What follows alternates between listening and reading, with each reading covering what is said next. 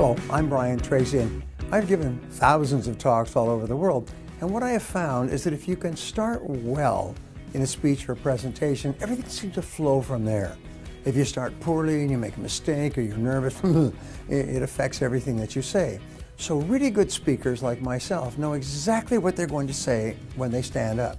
And they use a variety of different ways to start a talk, depending upon who they're talking to, who has spoken before, what the subject is, and so on. So let me just give you some different ways that you can use, and you can select the one that you like or the combination. The first, easiest of all, is when you get up there, is to thank the organizers and the audience. You say, thank you very much for having me here today. It's a great honor to be with you, some of the top people in this industry. You've got them in your hands from the get-go. By the way, when you're thanking the organizers, be very specific.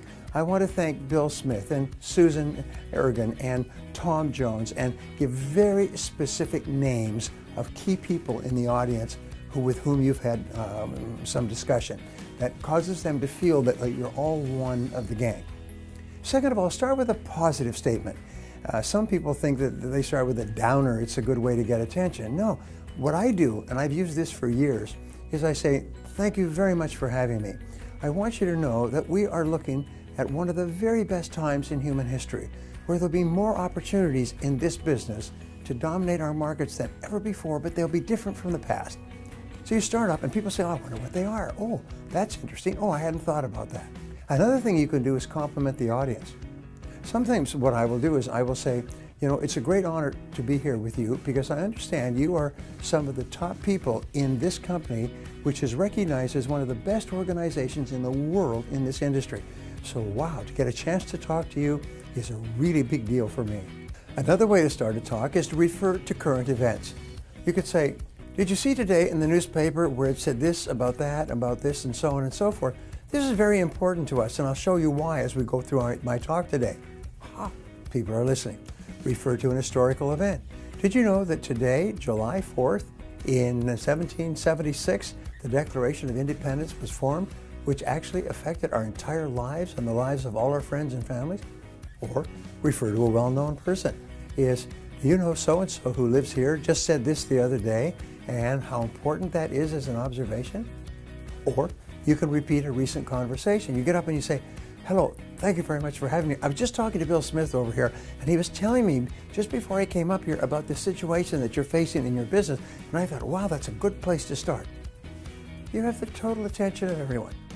You can make a shocking statement.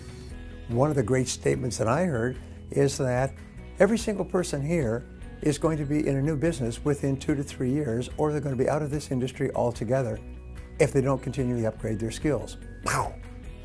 A friend of mine stood up in front of a medical audience, a room full of doctors, PhDs, and he said, do you know that 50% of all doctors graduated in the bottom half of their classes? And the audience was shocked. People came up to him at the break and said, how can you say something like that? Where are your statistics? Where's your research? He said, it's called mathematics. Half are above the mean, half are below. Even these doctors with 15 years of experience didn't know. So you can quote from recent research that they know about. You can give them hope by talking about what great opportunities lay in the future. Start off with something entertaining. Here's a funny one-liner, but be very careful with humor. You can ask a question. Let me ask you a question before we start, and have them raise their hands. Sometimes I will say, you're some of the top salespeople in the world, but you could do with more money. How many people here would like to double their income? Every hand in the room goes up. You've got the whole hand. If I could show you how to do that in the time we spend together, would that be a good use of our time? Whew, you have 100% attention. You can open with a problem. You can ask a question. You can start with a story. One of the things I always do is I build a bridge. A build a bridge is to find something that you both have in common. You could say, you know, I have spent many hours studying your industry and I've spoken to several people in your business. Or, I used to work in your business or industry when I was a young man, so I know what you're facing. Or, you can say, how many people here have children? Good. Well, I have 2 children of my own, and boy, this is a very interesting learning experience, isn't it? Everybody nods their head. Build a bridge of commonality between them and you so they see this all together on the same side. Anyway, thanks for watching. I have a question for you. What are some of the ways that you open a speech or presentation? Please share in the comments below. And if you'd like to hear more videos like this, then please subscribe to my YouTube channel.